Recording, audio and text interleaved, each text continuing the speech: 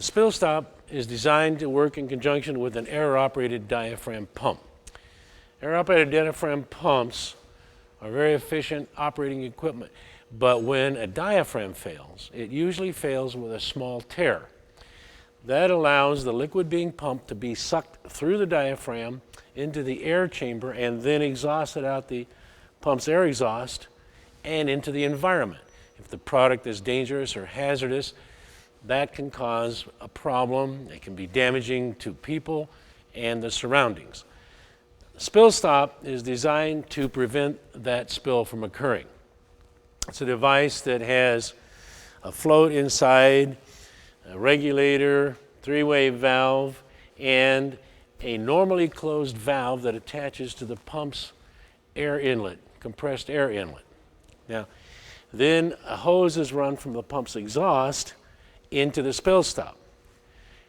As long as the pump is running without a diaphragm failure, the spill stop is just a pneumatic muffler.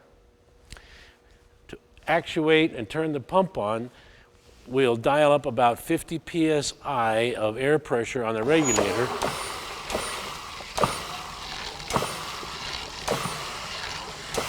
This opens the normally closed valve and it lets compressed air reach the pump's air valve and turn the pump on.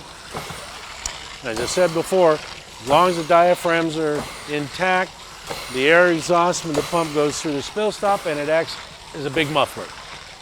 This is pneumatically operated, which is an advantage over many types of leak detectors or spill stops, which either require electricity or a battery to operate. This just works off of compressed air. Now, I've set up a hose water line so that it will flow water into the pump's air exhaust and into the spill stop to simulate a diaphragm failure. When I put the water in, the spill stop will fill with liquid.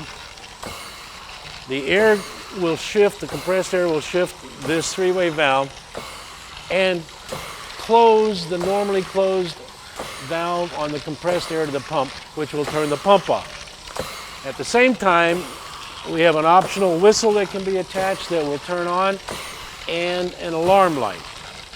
So now I'll introduce some water into the pump's air exhaust. You'll see it flowing into the spill stop. We'll raise the float.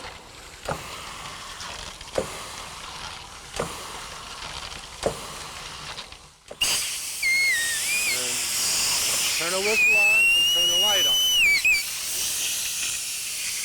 Now, turns the pump off, notifies an operator that the pump is out of service, the standby pump could be on, come and fix me. When the pump is repaired, you drain the liquid out of the bottom of the spill stop into a proper container, depending upon the liquid, and the pump will automatically turn on and resume operation.